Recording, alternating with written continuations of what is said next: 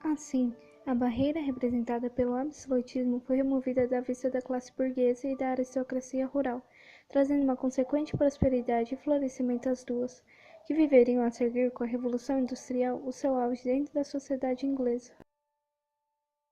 A Revolução Puritana foi o conflito ocorrido na Inglaterra na década de 1640 entre a monarquia e o parlamento. Carlos I, rei do país, não aceitava intervenções políticas dos parlamentares e, de forma autoritária, governava movido por seus interesses. Naquela época, a Irlanda tinha uma economia dependente dos ingleses, que mantinham um sistema feudal absolutamente elitizado. No poder, Carlos I queria aumentar a taxa dos impostos, mas dependia de uma aprovação do parlamento. Os parlamentares exigiram uma petição relacionada aos problemas com impostos, prisões, julgamentos e convocações do exército. Revoltado, o rei acatou as medidas, mas ordenou o fechamento imediato do parlamento, que perdeu seu direito de intervenção política por mais de 10 anos.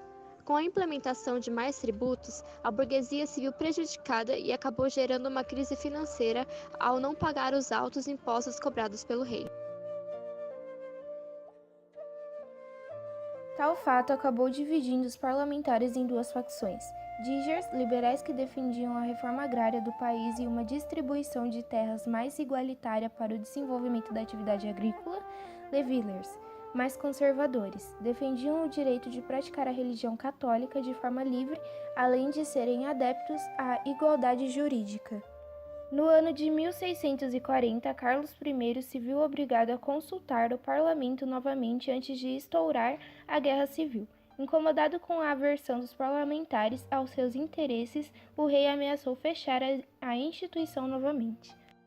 O movimento possui feições mais associadas a um golpe de Estado propriamente do que uma autêntica revolução, e, em linhas gerais, foram poucas as batalhas e conflitos deflagrados pela deposição do rei, com exceção de regiões de maioria católica, como na Irlanda e na Escócia, local de origem da dinastia Stuart, da qual James II era integrante.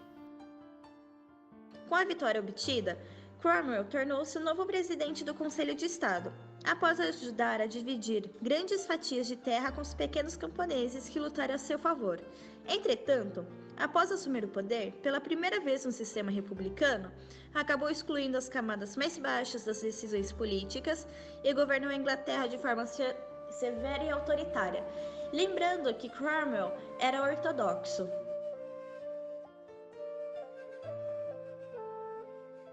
Tal revolução toma forma com um acordo secreto entre o parlamento inglês e Guilherme de Orange, Stadtholder da Holanda, título específico holandês equivalente a chefe de Estado, numa manobra que visava entregar o trono britânico ao príncipe devido à repulsa dos nobres britânicos ante a insistência de James II em reconduzir o país no rumo da doutrina católica.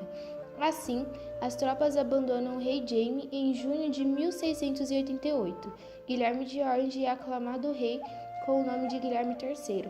É estabelecido assim um compromisso de classe entre os grandes proprietários e a burguesia inglesa.